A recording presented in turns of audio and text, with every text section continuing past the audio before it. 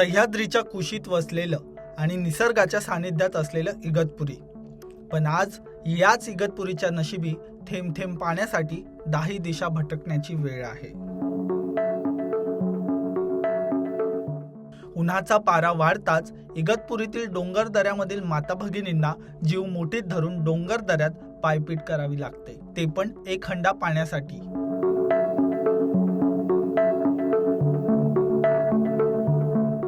आणि मैलोनमैल प्रवास करून जे पाणी मिळतं तेही पिण्यायोग्य आहे का, हा मोठा प्रश्न आहे. आणि दरवर्षी या संकटाला नागरिकांना सामोरे जावं लागतं.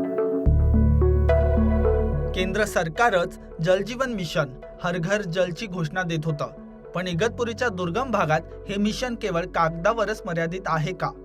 लाखो रुपये खर्चूनही नळांना पाणी का येत नाही? ही योजना नक्की कोणासाठी आहे, असा संताप आता नागरिक व्यक्त करत आहे. पाण्याची सोय पाहिजे. आम्ही रात्रीचा दिवस करून आम्ही पाणी शोधतो, पाणी नाही भेटत, काय नाही आम्हाला. टाकीला पाणी इकडे तिकडे वन हिंडायला लागत. फक्त टाकी बांधून 8 दिवस पाणी सोडला, तिकडून बंद झाला. पाणीच नाही आम्हाला. दारोदार नळ दिला, ते नळ असं कोरडं खडखडीत पडेल. काय उपयोग आहे आमचा? नळ कसला जलजीवन मिशनचे आहेत का? नाही, जलजीवन मिशनची योजना आहे ना ती. मग त्या योजनेचं पाणी तुम्हाला आला नाही का? नाही आम्हाला पाणी नाही. 2 वर्ष झाले 2 वर्ष झाले पाणी ती टाकी बांधून, तरी आम्हाला पाणी द्यायला नाही. आता रात्री आमची आज समजा का 50-60 वर्ष झाले आम्ही पाणी भरतो. कामधंदा आम्ही सोडून पाणी भराय. आता काय तर पाणी आपल्याला पाहिजे.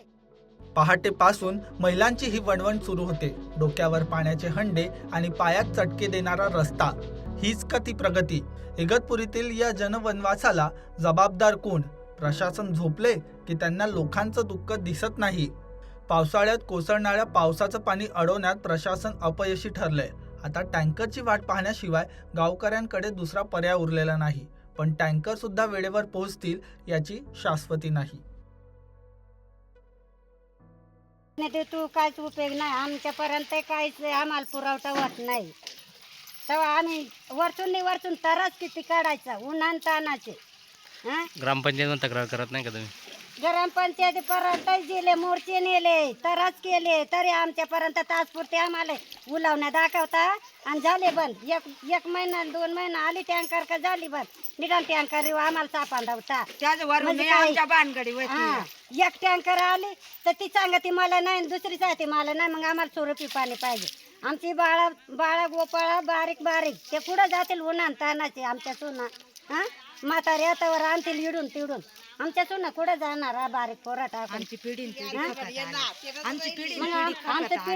असंच चाललंय. आमचे आता एवढाले वय झाले तरी आमचे हेच परिस्थिती चालली. म्हणजे अजूनही तरी आम्ही बसायचं. आम्हाला 1 महिन्यात नाही 15 दिवसात पाणी पाहिजे इडे. नाव काय आहे तुमचं पूर्ण? यमुनाबाई देवराम टोंबरे. गाव इडला भैरूबाईवाडी.